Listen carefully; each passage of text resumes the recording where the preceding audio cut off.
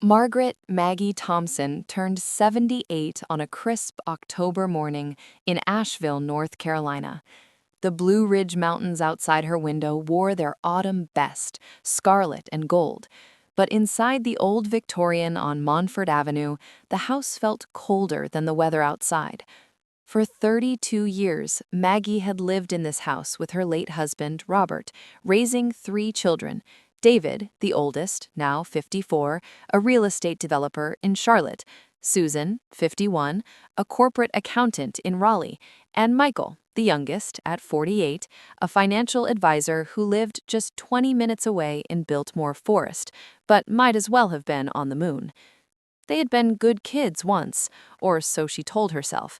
They came for holidays, brought grandchildren when it suited them, and pretended the distance wasn't deliberate. But after Robert's death from pancreatic cancer 8 years ago, something shifted.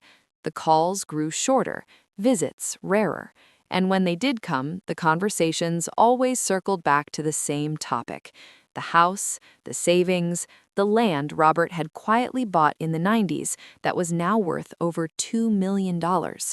Maggie had never been naive. She knew her children's eyes lingered too long on the deed papers she kept in the fireproof safe.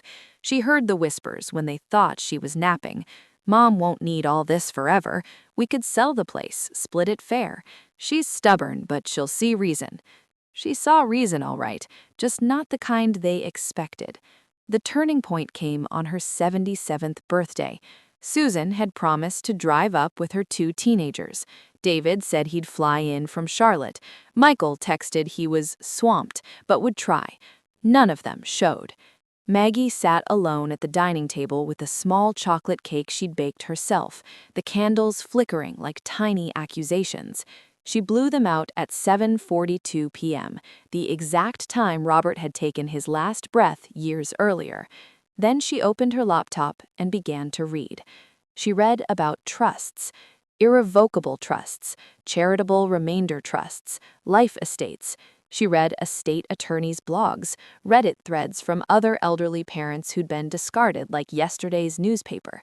She read stories of women like her, widows whose children treated them like ATMs until the account ran dry. By dawn, Maggie had a plan. Not revenge in the Hollywood sense, no poison, no dramatic confrontations. Her revenge would be quiet, legal, and irreversible. Justice, she decided, didn't always roar. Sometimes it whispered through paperwork. She called an attorney the next week. Evelyn Ramirez was a 62-year-old estate lawyer with a reputation for protecting the vulnerable from family entitlement. They met in Evelyn's cozy office downtown, surrounded by framed degrees and photos of her own grandchildren. "I want to protect what's mine, not out of spite, out of self-respect." Maggie listened without judgment as Evelyn laid it out: the house, the investment accounts, the mountain land that developers were salivating over. She wanted to set up an irrevocable trust. The bulk of her assets would go into it during her lifetime. Upon her death, the trust would fund scholarships for single mothers returning to college. Women like Maggie once had been, needed a second chance after life knocked them down. Maggie had worked 2 jobs while Robert finished his engineering degree. She'd sewn clothes for the children, clipped coupons, gone without so they could have. Now she wanted to give that same opportunity to strangers who reminded her of her younger self. "But the house?" Evelyn asked gently. "The house stays mine until I die. After that, it becomes a community residence for women escaping domestic violence. A safe place with a library, a garden, counseling rooms. I've already spoken to the local women's shelter. They're thrilled." Evelyn smiled. "And your children?" "They get nothing, not a dime, not even the silverware. If they contest the will, there's a no contest clause with a small token bequest, $500 each, enough to pay a lawyer to lose." Maggie paused, looking out at the mountains. "I don't hate them, Evelyn. I loved them enough to let them become who they are. Now I love myself enough to stop letting them take." Over the next 6 months, Maggie quietly transferred assets. She told no one. She continued answering calls, accepting the occasional superficial visit, smiling when they asked if she'd thought about the future. Then came the day she knew they'd find out. It started with a phone call from David. His voice was tight. "Mom, I got a letter from an attorney. Something about a trust?" Maggie sipped her tea. "Yes, dear." A pause. "It says the estate is mostly going to charity, scholarships, and a safe house for women." Susan's call came next, furious. "Mom, this is insane. We're your blood." "You haven't been my blood in years, Susan. You've been my obligation. I fulfilled it. Now I'm free." Michael showed up unannounced that weekend, standing on the porch in his expensive coat, looking like a man who'd lost a deal. "Mom, we can talk about this. We can fix it." Maggie opened the door wider. "Come in, Michael, but know this. Nothing you say will change a single line of that document." They sat in the living room, the same room where she'd rocked him as a baby, where he'd told her he wanted to be a firefighter when he grew up, where he'd later asked for help with his first mortgage down payment, help she'd given without hesitation. He tried every angle: guilt, family legacy, what would Dad think? Maggie listened calmly. When he finished, she spoke softly. "Robert would think I finally learned to value myself. He always said I gave too much away." Michael's face crumbled. For the first time in decades, she saw real emotion there. Not greed, but regret. "We didn't mean to hurt you." "You didn't mean to, but you did, and you kept doing it, long after I stopped being useful." He left quietly. None of them called for weeks. Maggie spent the winter preparing.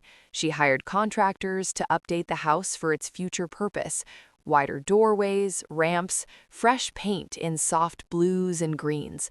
She planted a memorial garden in Robert's name. She volunteered at the shelter, teaching basic financial literacy to women rebuilding their lives. On her 78th birthday, she invited only the women from the shelter and a few neighbors who'd become true friends. They ate cake, laughed, shared stories. No one asked about money. That spring, the first scholarship recipients were announced. 3 women: a 32-year-old mother of 2 escaping an abusive marriage, a 45-year-old widow going back for nursing school, and a 29-year-old single mom studying computer science. Maggie attended the ceremony quietly in the back. When the dean called her name to present the checks, the room stood. Tears came, not from sorrow, but from something deeper: release. Word spread in the family. David tried one last appeal through a lawyer. The non-contest clause held. Susan sent a bitter email calling her selfish. Michael sent nothing. But one rainy afternoon in July, Maggie found a small envelope in her mailbox. No return address. Inside was a single card. "Mom, I was wrong. I see it now. I'm sorry. If you'll ever let me, I'd like to start over. No expectations, just time. Michael." She stared at the card for a long time.